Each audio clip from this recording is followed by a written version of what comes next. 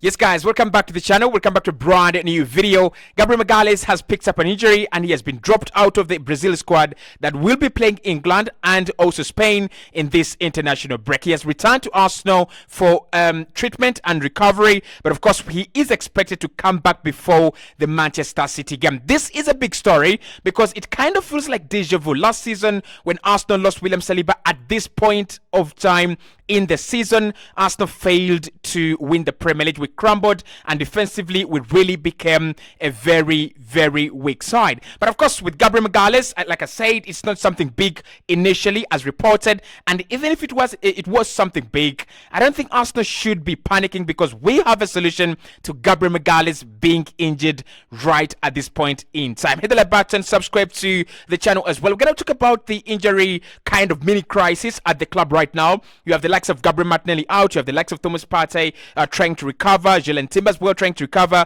and of course Gabriel Jesus as well, who has not been called up by Brazil as he's trying to get 100% physically fit. So what do you think about this Gabriel Magalhaes story? Now, I've seen two sides of the coin that I'm not really going to discuss in this video, so I just want to put it out there so that you guys can have maybe the liberty to discuss in the comment box below. I mean, I've seen one side of the story that says he's not injured and we're trying to manage crisis, we're trying to manage injuries, and we're just trying to make sure that the players at the moment are actually not playing a lot of football. And in my opinion, it really does make a lot of sense because Gary Neville once said on his Gary Neville podcast on Sunday that at this point in time, Sir Alexander Chapman-Ferguson and Jose Mourinho would start finding injuries for their players not to go and participate in the international friendlies. And I think at this point in time still, the international friendlies really don't make any sense. Clubs are having so many games to play, players are going to have so many games to play, and then you have the Euros in the summer, and then somehow with all this a lot of football, UEFA Champions League, Premier League, FA Cup, you're still fixing another round of friendlies. Like seriously, right? I mean, it just doesn't make any sense. But of course, that is one part of the theory that he's actually out there injured, not really injured, but he's actually been called by Arsenal just to minimize the risk of him picking up an injury. And of course, we don't want him to play as many games. So it's a tactic that has been used in the past by the best of the best in Alexander Chapman-Ferguson and Jose Mourinho. So probably Arsenal could actually borrow it, and let's see if it will work, if that is actually the case. Of course, the other part of the theory is what I will be exploring in this video.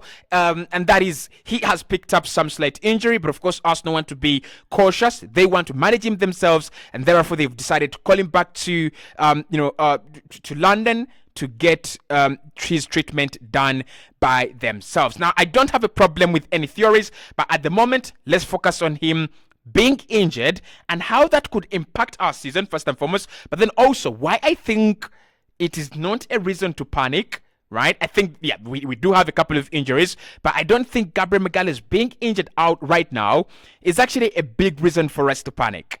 Hit the like button, subscribe to the channel as well. Let me know what you think in the comment box below. If he's injured, then what do we do? So the story comes in from the big man, Charles Weiss, who's been very, very active in recent days. And he says Gabriel has withdrawn from the Brazil squad due to injury. And that means all three of Arsenal's Brazilians will sit out Brazil's 2 games in this month against England and Spain. Partey is staying in London as well during the international break, as is Takero Tomiyasu. So when you look at this list right here, you can see the number of Arsenal players that have actually not engaged in international duty activities because of injuries. That is Gabriel Magalhaes, Takero Tomiyasu, Ben White, of course, is not injured, but he rejected the call-up. Thomas Partey, Gabriel Martinelli, and Gabriel Jesus. Gabriel Martinelli is injured, and we're yet to establish when he's going to come back, but at least we know that Gabriel Jesus is fit. We also know that Ben White is fit as well. And the likes of Takero Tomiyasu will be coming back very, very shortly. Now, this is advantage Arsenal. Let's start there. This is absolutely advantage Arsenal. For us to have all these players not out there playing useless friendlies, I think this is advantage Arsenal. Because, listen, Gabriel Magalhaes is a key player for Arsenal this season. Forget William Saliba, forget Yakob Kio, forget Ben White.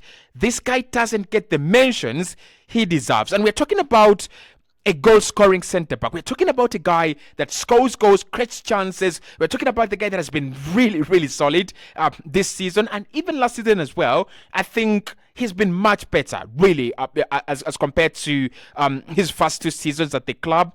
Last season and this season, he's been much better. And I remember many pundits, including Jamie Carragher and Gary Neville, saying, if Arsenal keep that back line, if Arsenal keep those two defending and playing the way they are playing, Arsenal really have a real title shot. We have a real shot to the title. And their predictions were right. My prediction was right. My prediction was right. Arsenal were always going to compete for the title as long as Gabriel and William Saliba were fit.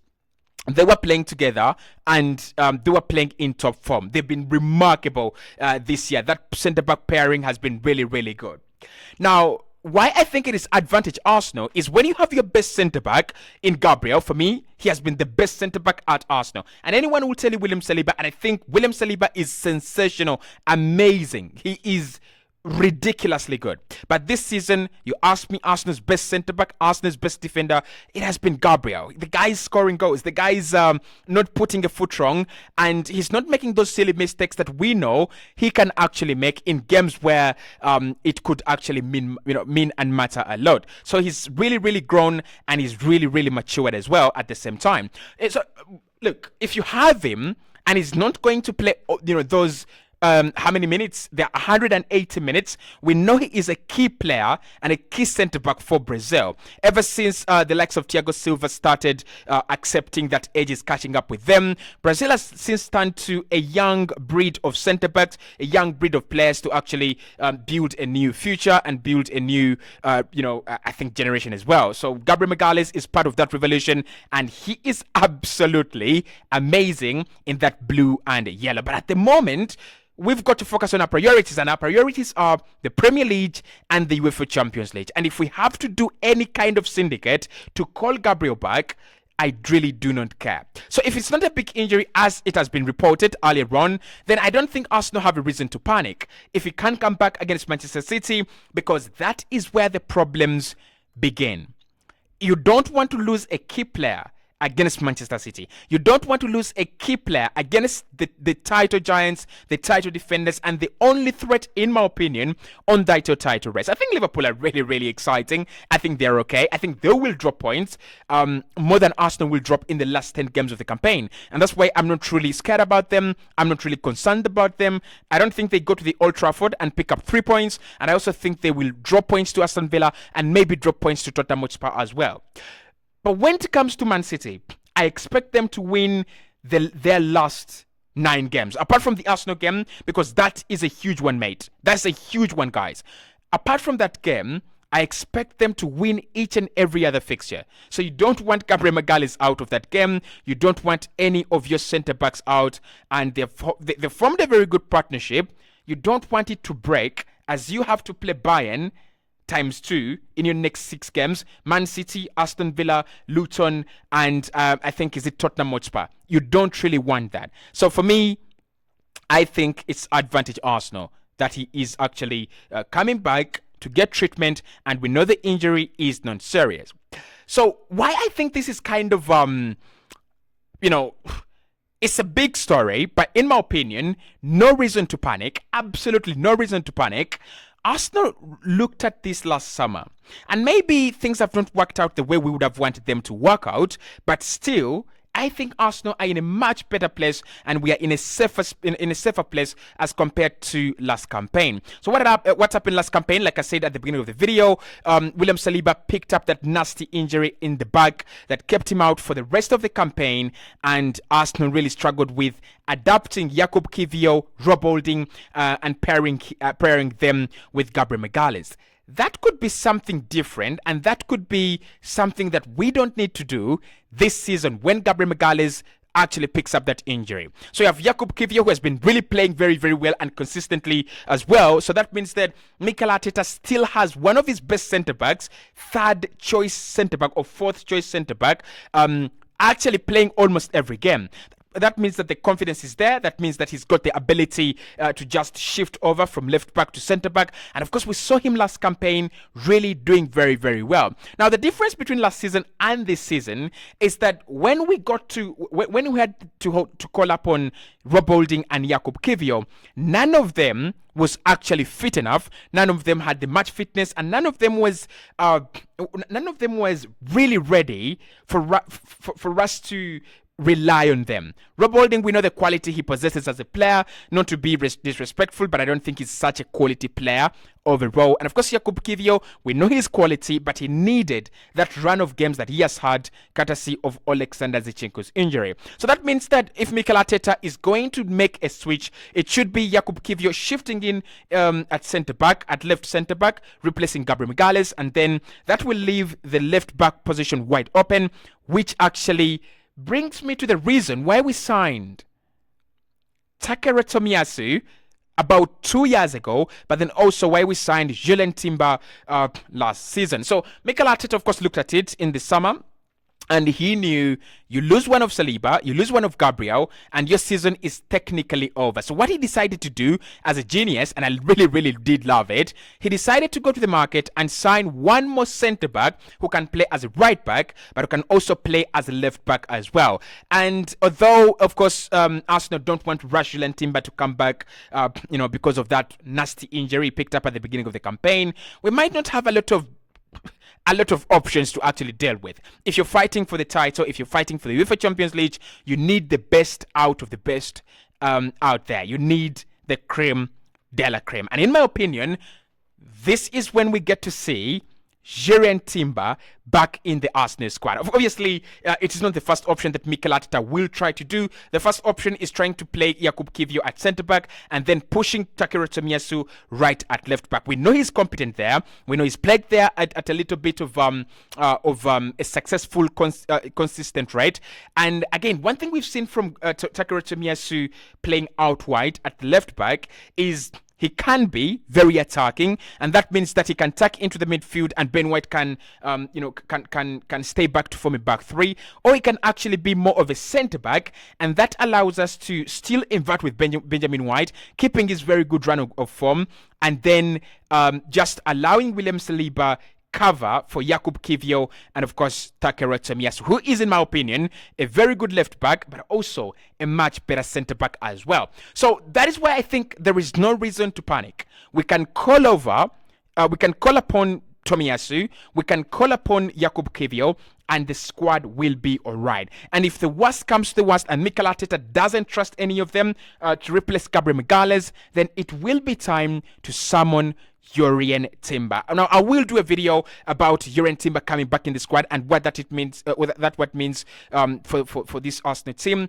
That will be over on Cossy podcast, so make sure you go over there and you watch that. I will leave a link for that video in the description. But I think Arsenal and Mikel Arteta were very smart in the summer.